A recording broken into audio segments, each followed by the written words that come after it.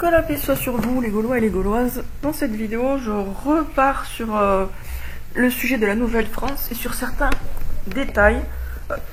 Alors, j'appelle ça des détails parce qu'effectivement, c'est des considérations précises, quoi. Mais je pense que c'est intéressant parce que tout simplement, c'est constructif d'imaginer justement les détails de ce que sera la Nouvelle-France. Donc la Nouvelle-France est une monarchie, c'est un royaume, c'est la restauration du royaume de France.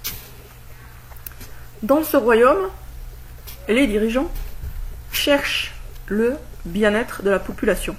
Ils le cherchent de façon précise. C'est-à-dire que là, par exemple, dans le monde où on vit actuellement, il y a des grandes déclarations qui visent à nous endormir et à nous faire croire que c'est pour notre bien ceci, c'est pour notre bien cela. Par exemple, pour votre sécurité à tous, pour notre santé à tous, veuillez respecter les gestes barrières, bla bla bla. Et puis après, concrètement, tout le monde quand même peut constater et constate que les mesures dites pour la sécurité ne font que créer du stress, de l'angoisse, de la solitude, et puis bientôt, ça sera probablement bien pire. Donc, dans la Nouvelle-France, c'est l'inverse. Il n'y a pas de grandes déclarations. Il n'y a pas de grandes déclarations sur ce qu'on est censé faire ou ce qu'on cherche à faire. Il y a un aménagement de l'espace et un aménagement du temps et un aménagement de tout en fait. Alors qu'est-ce que j'entends par aménagement de l'espace? On sait depuis longtemps, pour ceux qui ont étudié le Feng Shui, qu'il y a des dispositions de lieux qui sont plus sécurisantes que d'autres, donc plus fortifiantes pour l'être humain, où il se sent bien. Par exemple, si vous prenez un fauteuil bien confortable, qu'est-ce qu'il a? Il a un dos élevé, où vous pouvez poser votre tête, et il a deux accoudoirs. C'est ça, en fait, la forme la plus rassurante pour l'être humain. Et on la retrouve à toutes les échelles. C'est-à-dire que si, par exemple, une maison a une montagne ou une colline derrière elle, et deux élévations à droite et à gauche un peu plus basses, exactement comme un fauteuil, les habitants de la maison se sentiront en sécurité, bien plus que si, par exemple, à l'arrière de la maison, il y a une pente descendante. Le fait d'avoir une élévation dans le dos, une espèce de mur symbolique, ou pas vraiment symbolique, une espèce de support à l'arrière, donne un sentiment de sécurité, tout simplement parce qu'on ne risque pas de se faire attaquer par derrière. Et se faire attaquer par derrière, par définition, c'est... Enfin, pouvoir risquer de se faire attaquer par derrière, c'est être vulnérable. Donc, il y a des façons d'organiser l'espace qui sont clairement beaucoup plus rassurantes que d'autres. Et de la même façon que, par exemple, si vous mettez pour les gens des petits tabourets, donc sans accoudoir ni sans dos, eh bien, ils se sentiront forcément dans une situation beaucoup plus précaire que si vous les mettez dans des fauteuils confortables avec accoudoir et dossier. Voilà, je les retrouve, c'est pas dos, c'est dossier. Donc en fait, tout ça, on le sait, mais comme les dirigeants actuels veulent que la population, que les gens se sentent mal, ils font l'inverse de ce qu'il faudrait faire pour que les gens se sentent bien. Alors on retrouve ce type d'inversion dans beaucoup de situations. Bon, après, malgré tout, heureusement, il y a quand même des endroits où on se sent bien, parce que voilà, ça, tout le monde... le mal ne règne pas dans tous les micro-détails de notre vie, de A jusqu'à Z et du sommet jusqu'à la base. Sinon, on serait déjà en enfer. Donc, il y a encore des endroits, heureusement, où on peut se sentir bien.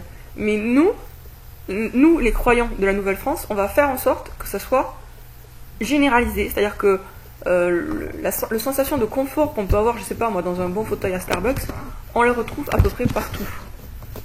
Dans tous les espaces publics. Et ça, donc c'est par rapport à l'aménagement de l'espace. Mais il y a aussi le temps qui doit être aménagé. Alors qu'est-ce que j'entends par là? J'improvise un petit peu là, mais bon, les idées viennent en parlant, et puis après, de toute façon, c'est des sujets à discuter. En fait, ce qu'il y a dans ce monde aussi qui le rend si pénible, c'est qu'on a notre vie qui est bouffée, et par des divertissements, et par de la paperasse. Et par des corvées, on va dire. Donc il y a une double perte de temps. Tous les vampires qui nous parasitent notre temps et dispersent notre attention, parce que un divertissement, c'est quelque chose qui détourne notre attention vers autre chose. Donc au départ, notre attention elle était focalisée sur quelque chose, et puis le divertissement arrive, et il nous envoie ailleurs. Et le mot même divertissement, en réalité, il est péjoratif, il est négatif.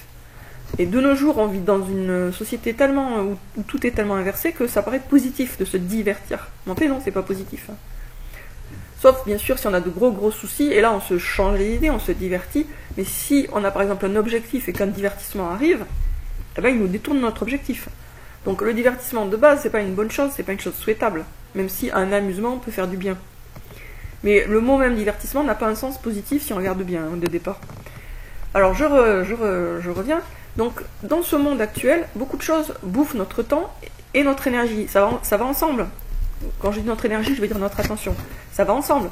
Quand notre attention est détournée, c'est notre temps qui nous est volé. Parce que le temps qu'on passe à être déconcentré de ce qui est important, il ne va pas revenir. Donc, les divertissements sont des voleurs de temps. Et comme le temps, c'est la vie, ils sont des voleurs de vie. Donc, dans la Nouvelle-France, on va complètement encadrer tout ce qui est divertissement pour que les gens, quand ils s'amusent, ce soit vraiment par choix et pas par défaut. C'est-à-dire que quelqu'un, par exemple, veut jouer. Il faut qu'il en fasse la démarche. Mais il sera interdit de faire des publicités, des machins, des bidules qui sans arrêt dispersent l'attention. Pour que les gens puissent se concentrer sur leur vie, tout simplement. Au lieu d'être sans arrêt comme des spectateurs passifs et en même temps tiraillés par une multitude de spectacles et de divertissements qui accrochent leur attention à droite et à gauche. Moi, personnellement, ça fait des années que je souffre de cette ambiance qui casse la concentration. Et pourtant, je fais partie des gens qui, justement, perdent très peu de temps dans des divertissements. J'ai jamais regardé de Netflix, j'ai pas de télé depuis des années, etc. Malgré ça, je trouve que je perds encore beaucoup de temps, parce que ne serait-ce qu'avec les réseaux sociaux. Alors les réseaux sociaux, c'est pas forcément totalement une perte de temps, mais on a l'œil tiré par ceci, l'œil tiré par cela, et on se retrouve encore englué dans du n'importe quoi. Donc, en particulier pour les enfants, on pourrait redéfinir d'ailleurs les choses pour qu'il y ait un crime comme ça, quoi, de porter atteinte à l'attention des gens. C'est-à-dire qu'il y a des principes à respecter, que ce soit pour la publicité ou pour autre chose, pour les jeux, pour ceci, pour cela. Et ces principes vont permettre de recadrer tout ça pour que les gens qui s'amusent ou qui font un truc qui risque de leur coûter plus d'argent et de rien leur apporter, par exemple, ça soit vraiment leur choix conscient, délibéré et volontaire, et pas un truc qui les a aspirés malgré eux, parce que sans arrêt ils sont sollicités à droite et à gauche. Donc il y aura une gestion du temps qui sera différente, du temps et de l'attention. Comme je vous disais, les deux sont liés. Et on va aussi faire en sorte de libérer du temps pour que les gens vivent. Alors ça peut être par rapport à du temps de travail, réduire les horaires de travail, mais c'est à voir, parce que ça dépend de beaucoup de choses, mais surtout leur libérer du temps en termes de paperasse, corvée administrative, parce qu'il n'y a pas de raison que les gens doivent passer des heures et des heures juste pour avoir leurs droits, par exemple. Si vraiment on considère que c'est leur droit, il faut tout simplifier, que ce soit pour récupérer un colis alimentaire ou que ce soit pour d'autres choses. Il y a moyen de simplifier. Quand on veut simplifier, on simplifie. Quand on veut rendre la vie labyrinthique, on la rend labyrinthique. Actuellement, les satanistes qui nous dirigent, ils ont voulu foutre tout le monde dans un labyrinthe pour qu'on se sente des rats de laboratoire soumis à leurs expériences et à leur volonté à eux. Mais dans la Nouvelle-France, on va inverser les choses pour que les gens se sentent libres et qu'ils aient la sensation justifiée d'être maîtres de leur temps et de leur vie. Pour qu'ils aient bien sûr plus de temps pour ce qui les intéresse eux. Et ce qui les intéresse vraiment eux. Passer du temps avec leurs enfants, développer des passions ou des hobbies, passer du temps avec leurs amis, passer du temps avec leur famille, renforcer les liens affectifs et humains qu'ils peuvent avoir avec d'autres personnes. Tout ça, c'est des choix. Il ne faut pas croire qu'on vit dans ce monde parce qu'il n'y en a pas d'autre qui est possible. Un autre monde est possible et on va vers cet autre monde. La Nouvelle-France sera vraiment différente de ce qu'on vit actuellement et c'est tout à fait possible. Au Moyen-Âge, je ne dis pas que le Moyen-Âge c'était parfait, loin de là, mais au Moyen-Âge, les gens avaient plus de temps que maintenant. Ils avaient plus de temps que maintenant pour des choses importantes. comme la spiritualité, comme les relations humaines. Donc on peut revenir, on peut tirer des leçons en fait, ou s'inspirer du Moyen-Âge, d'autant que la technologie dans laquelle on vit actuellement, elle ne va pas durer éternellement. Hein. Beaucoup de rêves en tout cas, de croyants, vont dans le sens d'une fin de la technologie, donc autant l'anticiper un petit peu, même si c'est pas 100%, et s'y préparer en revenant à un contact plus direct avec la réalité. Et maintenant je reviens sur la question du Mahdi. Alors, il y en a qui n'ont pas bien compris ce que je voulais dire dans les précédentes vidéos, et c'est vrai que l'avant-dernière, elle était vraiment grésillante, donc pas très claire justement. Je vais revenir sur certains points. Parmi les personnes qui s'intéressent au Mahdi, il y a principalement les gens qui veulent le suivre, les gens qui veulent le tuer, les gens qui pensent connaître le Mahdi, et les gens qui pensent être le Mahdi. C'est les 4 catégories. Ceux qui veulent le suivre, ceux qui veulent le tuer, ceux qui pensent le connaître déjà, ils veulent vérifier, et ceux qui pensent être directement le Mahdi. Ça fait beaucoup de monde, mine de rien. Oui, ça y est, j'arrive à un point qui me paraît important. Parmi les accords dits Toltec de Miguel Ruiz, il y en a un qui est complètement toxique et abrutissant au sens littéral, c'est-à-dire que ça abrutit, ça rend bête. C'est l'accord Toltec. Accord Toltec, ça ne veut pas dire grand-chose en réalité, mais bon. Donc c'est l'accord Toltec, de point ouvrez les guillemets, ne faites pas de suppositions. Imaginez si Sherlock Holmes ou Hercule Poirot, ou Miss Marple ne faisaient pas de suppositions. Est-ce que vous pensez qu'ils trouveraient qui a commis le meurtre? Est-ce que vous penserez qu'ils pourraient dénouer une énigme, quelle qu'elle soit? Aucune en est bien d'accord. Donc, le cerveau humain trouve la vérité en émettant des hypothèses et en les confrontant aux faits. C'est comme ça qu'on trouve la vérité. On fait une hypothèse et on la confronte à la réalité. On voit ce qu'elle vaut. Et puis si on trouve que ça ne vaut rien, on fait une autre hypothèse et on la confronte à la réalité et on voit ce qu'elle vaut, etc. Et c'est comme ça qu'on avance. Donc, le conseil pseudo-Toltec, ne faites pas de suppositions, est malsain, toxique et abrutissant par essence.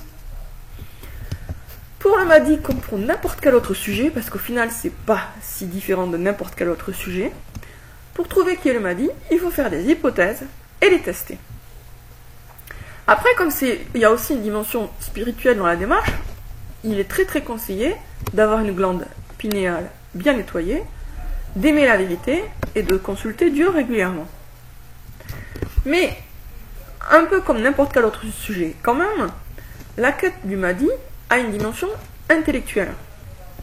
Comme je l'ai déjà dit plusieurs fois, la vérité confirme et renforce la vérité, de même que le mensonge confirme et renforce le mensonge. Donc plus vous connaissez de vérité, plus vous êtes guidé dans votre recherche de nouvelles vérités, de nouvelles informations. Quand vous vous informez sur n'importe quel sujet, vous avez toujours un gain. Et je dis bien s'informer, c'est-à-dire que c'est pas croire. Parce que croire, c'est à double tranchant. Si vous croyez à la vérité, super pour vous, génial, vous avancez. Si vous croyez au mensonge, vous régressez. Quand je parle de s'informer, c'est aller chercher des informations factuelles. Sur le Mahdi, il y en a plein des informations factuelles. Vous allez me dire peut-être, ben non, on ne sait pas qui il est, etc. On ne sait pas ceci, on ne sait pas cela.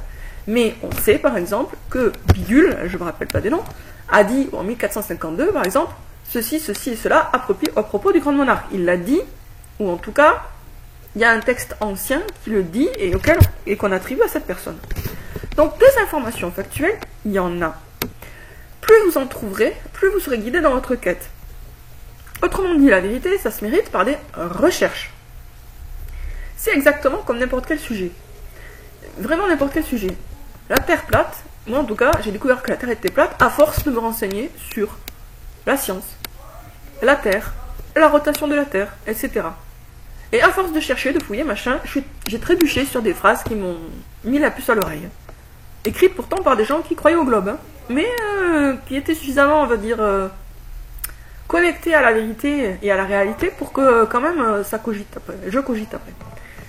Donc, pour le Mahdi, comme pour à peu près n'importe quel sujet, il y a besoin de faire des recherches. Et des recherches sur quoi? Ben, logiquement, c'est des recherches sur bien sûr la personne ou les personnes que vous envisagez comme étant le Mahdi. Parfois c'est très facile parce que finalement, parfois il suffit de découvrir que la personne qu'on croyait fiable a dit tel truc ou a fait tel truc, on se dit ah bah ça y est, c'est sûr, cette personne-là elle est cramée, elle est pas crédible en tant que Mahdi. Mais ça peut être aussi sur toutes les prophéties qui ont été émises à propos du grand monarque ou du Mahdi. Et il y en a. Il y a des livres entiers. En fait, ce que j'essaie de dire, ou que je réussis, enfin ce vers quoi je me dirige en vous disant tout ça, c'est que, au final, l'identité du Mahdi n'est pas un sujet d'une nature mystico-religieuse au-dessus des lois générales. C'est quelque chose qui est... C'est un peu comme trouver l'horaire exact d'un bus ou d'un train. Alors vous allez me dire c'est vraiment très différent, etc. Ouais, je suis d'accord. Mais dans les deux cas, il va falloir chercher un petit peu. Alors pour l'horaire du bus ou du train, ça sera vraiment très simple. Vous allez sur Google, vous cherchez horaire bus machin et vous trouvez tout de suite. Ok, c'est très rapide. Mais enfin, vous allez chercher. Si vous n'avez pas du tout cherché, vous ne le trouverez pas les horaires. Vous n'allez pas... quelqu'un va pas venir comme ça, sans que vous ayez rien demandé, pour vous dire au fait, le train demain pour telle direction, il part à telle heure. Non, il faut quand même que vous fassiez la démarche, vous, d'aller chercher l'information. Elle ne vient pas à vous. J'aurais tendance à dire que le Mahdi, c'est pareil. C'est-à-dire qu'il faut quand même qu'il y ait une démarche de votre part de recherche avant de trouver. Si vous pensez que vous pouvez trouver sans avoir cherché avant, je pense que vous faites des illusions. Il faut chercher avant de trouver. Ça peut être relativement rapide, mais enfin, il faut chercher, quoi. Et cette recherche, elle passe par une quête d'informations factuelles. Et il y en a, comme je vous disais, des textes prophétiques, il y en a à la pagaille, en pagaille. Il y en a vraiment beaucoup. Que ce soit sur le Mahdi, ou que ce soit sur le grand monarque. Il y a aussi sur Internet, vous cherchez Mahdi Dream en anglais, ou dans une autre langue étrangère, vous allez trouver des rêves sur le Mahdi. Qui ont été faits par des croyants qui en ont parlé sur des forums. Et ce que vous allez trouver peut vous guider. En fait, chaque fois que vous allez chercher une information, que vous faites cette démarche, vous récoltez forcément quelque chose. Même si c'est pas vrai, ça vous donne quand même un petit élément. Et comme je vous disais, plus vous êtes riche en termes de vérité, d'informations, c'est-à-dire plus vous savez de choses exactes, plus vous avez des critères et une balance pour faire le tri entre ce qui est vrai et ce qui est faux. Moi, par exemple, quand j'ai cru que le pseudo-Mahdi du Yémen était le vrai, bon, c'est une illusion qui n'a pas duré, hein, j'y ai cru pendant 5-6 jours maximum. Donc c'était vraiment court comme illusion. Et j'ai pas... Bon, bref. Donc, quand j'ai cru ça, j'ai cru parce que je croyais déjà à un mensonge. C'est-à-dire qu'il est venu avec l'idée que la Terre est creuse. Et moi, je croyais que la Terre était creuse.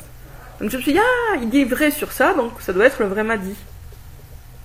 Sauf que la Terre est plate, donc déjà je m'étais planté de base. Et c'est pour vous dire qu'il y a des mensonges qui s'appuient sur des mensonges. Si vous voulez échapper à tout ça, il y a un travail de recherche qui n'est pas négligeable à faire. Que la paix soit sur vous, encore, les Gaulois et les Gauloises. Je reprends cette vidéo après une interruption pour parler de Saint-Michel. Alors, si vous me dites pourquoi en parler, tout simplement, je pense qu'il y a un rapport avec le Mahdi. Maintenant, précisément quel rapport, à ce stade, je ne saurais pas le dire, mais d'après moi, il y a un rapport, en tout cas, c'est un aspect important de la question. Alors, voici quelques informations sur Saint-Michel. J'ai trouvé ça dans Histoire secrète de la Normandie, ou alors peut-être c'était Secret de la Normandie, il faudrait que je vérifie. Bon, j'ai pas le livre sous les yeux. Soit Histoire secrète de la Normandie, soit Secret de la Normandie. Pendant la guerre de 100 ans, déjà je vérifie, ça ne grésille pas comme la dernière fois. Ouais, c'est bon. Pendant la guerre de 100 ans, le Mont Saint-Michel fut le seul territoire de France qui ne fut pas occupé par les Anglais. Et ce fut Saint-Michel qui annonça à Jeanne d'Arc sa mission et qui la soutint jusqu'au bûcher. L'archange est l'archétype du héros combattant, lumineux et vainqueur des forces des ténèbres. Alors, au Mont Saint-Michel, là je rentre dans des considérations qu'on peut juger anecdotiques et relever de l'érudition, mais si je les donne, c'est que je pense qu'il y a des petits trucs à en tirer. Donc au Mont Saint-Michel, on retrouve une tradition qui est aussi en Normandie, ailleurs quoi, du côté de Pavilly et Barentin. Donc on retrouve la même tradition que celle de Sainte Ostreberte, une sainte qui est très connue en Normandie. Un jour, un loup dévora l'âne d'un monastère et fut contraint de prendre la place de sa victime. Autrement dit, le loup qui avait dévoré l'âne se repent et se retrouve à jouer le rôle de l'âne, c'est-à-dire à porter sur son dos des sacs de linge. Alors, j'ai trouvé cette information par rapport au Mont Saint-Michel, donc c'est une légende, et je me suis posé la question de contraint par qui. Donc je suis curieuse de le savoir. Je cherche, je trouve, en fait ce serait de pieux ermites. Et donc là, moi je me permets de faire une petite hypothèse qu'on peut trouver féministe. C'est une hypothèse, hein, là c'est vraiment pas une affirmation, c'est une hypothèse. Je m'imagine, je fais la supposition que la légende de Sainte Ostreberte est vraie, tandis que celle du Mont Saint-Michel est fausse, que c'est une imitation visant à confisquer un miracle à une sainte, une femme, donc pour l'attribuer à des hommes. Ah, c'est une hypothèse que je fais. Parce que dans l'histoire de l'humanité, il y a eu très souvent des hommes qui se sont appropriés des actes ou des œuvres de femmes. Ça va du mari de Colette qui a signé les romans qu'elle a écrits, à Rodin qui a signé des sculptures qui avaient été faites par Camille Claudel. Il y a beaucoup d'exemples dans l'histoire. Donc je me dis, dans une perspective un peu phallocentrique, il est possible que Sainte Ostreberte, qui a une vie bien documentée, et qui serait à l'origine de ce miracle, il y a des gens qui aient trouvé que c'était pas cool qu'une femme fasse ce genre de miracle, et ils ont eu envie de reprendre l'histoire pour l'attribuer à des hommes. Il se peut aussi que c'était juste une volonté d'avoir une belle légende, et on reprend l'histoire, même si elle n'est pas authentique par rapport à ce lieu-là. Je n'en sais rien. Bon, c'est juste une réflexion que je fais comme ça en passant. Alors, je reprends la lecture du livre sur l'archange Saint-Michel. La principale caractéristique de Saint-Michel est d'être un héros combattant. Il vainc le dragon, lui, le lumineux, précipite Lucifer, puissance infernale, dans les ténèbres. Autrement dit, il envoie le diable en enfer, quoi. Saint-Michel est le chef des milices célestes, des anges guerriers. Saint-Michel est le chef des anges guerriers. Avec Saint-Georges, autre pourfendeur de dragons, il protège la chevalerie du Moyen-Âge.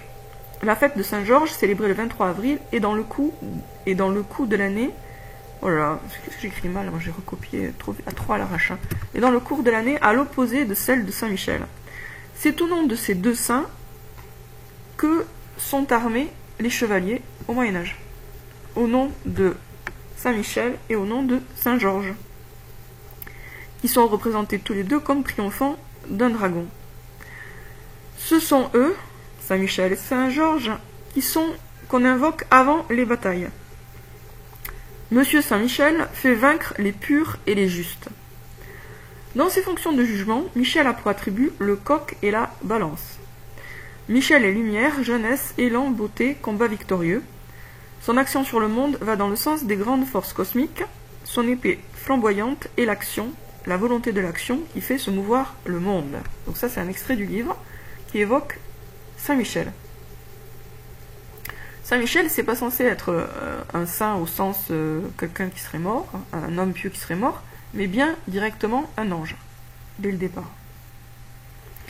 Alors, à propos de Saint-Michel, il y a une autre information que j'ai, c'est que dans le livre La guerre de la franc-maçonnerie contre Fatima, un livre d'Augustin de Lassus, que je vous conseille de lire si vous avez l'occasion, l'auteur signale que les francs-maçons ont réussi à censurer une oraison ou un fragment d'oraison.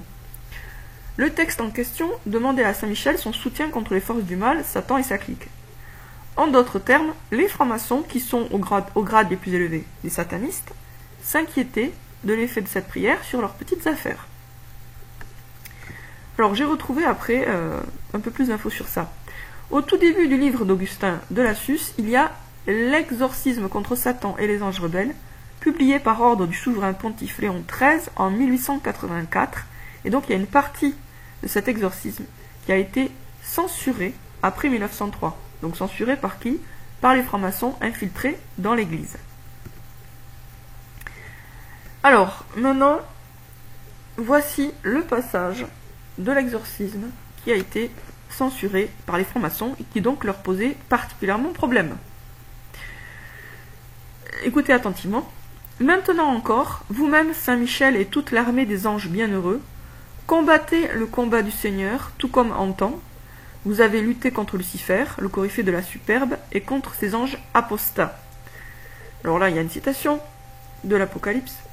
Et voici, ils ne purent vaincre, et leur lieu même ne se trouva plus dans le ciel. Et il fut précipité le grand dragon, l'antique serpent, celui qui est appelé le diable ou Satan, le séducteur du monde entier. Il fut précipité sur la terre, et ses anges furent précipités avec lui. Or voici que cet antique ennemi, homicide dès le principe, s'est dressé avec véhémence, déguisé en ange de lumière. Donc là, il est question, d'abord c'est une prière qui s'adresse clairement donc à Saint Michel. On lui demande de combattre le diable, qui est désigné par les expressions le grand dragon, l'antique serpent, le diable ou Satan. Et il est dit, donc c'est le pape qui a écrit ce texte, qu'il s'est déguisé en ange de lumière. Donc il est question du diable en tant qu'il est déguisé en ange de lumière, le contraire. Ayant pour escorte la horde des esprits pervers, c'est en tous sens qu'il parcourt la terre et partout s'y insère, en vue d'y abolir le nom de Dieu et de son Christ, en vue de dérober, de faire périr et de perdre dans la damnation sans fin les âmes que devait couronner la gloire éternelle. Le dragon maléfique transfuse, dans les hommes mentalement dépravés et corrompus par le cœur, un flot d'abjection, le virus de sa malice, l'esprit de mensonge, d'impiété et de blasphème, le souffle mortel du vice, de la luxure et de l'iniquité universalisée. L'Église, épouse de l'agneau immaculé, la voici saturée d'amertume et abreuvée de poison, par des ennemis très rusés. Ils ont porté leurs mains impies sur tout ce qu'elle désire de plus sacré. Donc là, il est bien fait référence à des ennemis très rusés.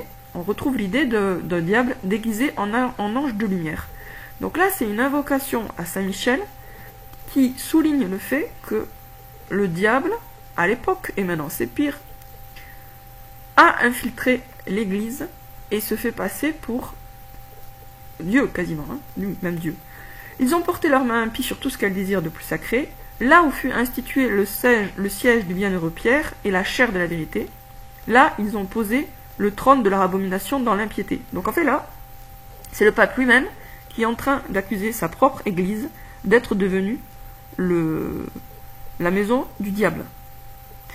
En sorte que, le pasteur étant frappé, le troupeau puisse être dispersé. C'est-à-dire que finalement, le pasteur, il est même plus là, quoi. Donc en fait, c'est à la fois un appel à Saint-Michel, mais c'est aussi un constat complètement catastrophique sur l'état de l'Église. Et le texte n'est pas récent, il date de 1893, je crois. En tout cas, c'est la fin du XIXe siècle. Ô Saint-Michel, chef invincible, rendez-vous donc présent au peuple de Dieu, qui est aux prises avec l'esprit d'iniquité, donnez-lui la victoire et faites-le triompher. Donc, il y a un appel à Saint-Michel. Pourquoi Saint-Michel? Parce que c'est Saint-Michel qui est à la tête des anges guerriers. Rendez-vous donc présent au peuple de Dieu, qui est aux prises avec l'esprit d'iniquité. L'esprit d'iniquité, c'est une expression pour parler du diable. Donnez-lui la victoire et faites-le triompher. Donc cette partie de la prière a été considérée comme dangereuse par les francs-maçons. Donc certainement, il y a quelque chose de valable là-dedans. La victoire de Saint-Michel sur Satan et consorts, elle est en deux parties, d'après ce que j'ai compris. Une première partie au début du monde et une deuxième partie à la fin du monde. Autrement dit, Saint-Michel va vaincre Lucifer. Et bien sûr, c'est pas Saint-Michel tout seul, c'est Saint-Michel avec les croyants, etc. Bon, alors ça part un peu dans tous les sens, j'en ai bien conscience. Et je continue à partir un peu dans tous les sens, puisque là, je vais vous citer un truc qui n'a apparemment rien à voir. C'est un petit bout de dialogue humoristique dans une comédie qui s'appelle Le Doudou. Donc, je sais, c'est un côté très patchwork, tout ça. Mais la synthèse, c'est vous qui allez la faire petit à petit, dans votre propre cerveau. Donc, voici le dialogue. Histoire, Amphi Descartes. L'autre dit, encore un truc qui sert à rien. Le premier, ah non, Très utile l'histoire. Et l'autre, on s'en fout de l'histoire, c'est du passé. Ce qui compte, c'est le futur. Il faut des cours de futur, Michel. Ouais, Michel encore. Bon, c'est le genre de synchronicité, voilà, c'était à la suite, hein, dans mon journal. Donc, le personnage s'appelle Michel, effectivement, et qu'est-ce qu'il dit? Enfin, c'est l'autre qui dit ça à Michel. Ce qui compte, c'est le futur, en effet. Donc, il oppose le passé et le futur, en disant que l'histoire, on s'en fout, parce que c'est du passé. Ce qui compte, c'est le futur, il faut des cours de futur. Bon, c'est de l'humour, hein, mais et c'est drôle un petit peu, c'est rigolo dans le film. Mais je vais prendre ça comme si c'était sérieux et répondre à ça. Ce qui compte, c'est le futur, en effet, mais comme le futur a été annoncé dans le passé, c'est derrière qu'il faut regarder pour comprendre ce qui demain va se passer. Les prophéties sont des cours de futur et vous êtes inscrits bientôt le partiel. Voilà. Bon, j'en resterai là. Je suis sûre que j'ai dit plein de trucs qui partent dans tous les sens. C'est un peu comme d'habitude. Hein. Mais je compte sur vous pour que ça stimule votre réflexion et vous ouvre des pistes. À bientôt.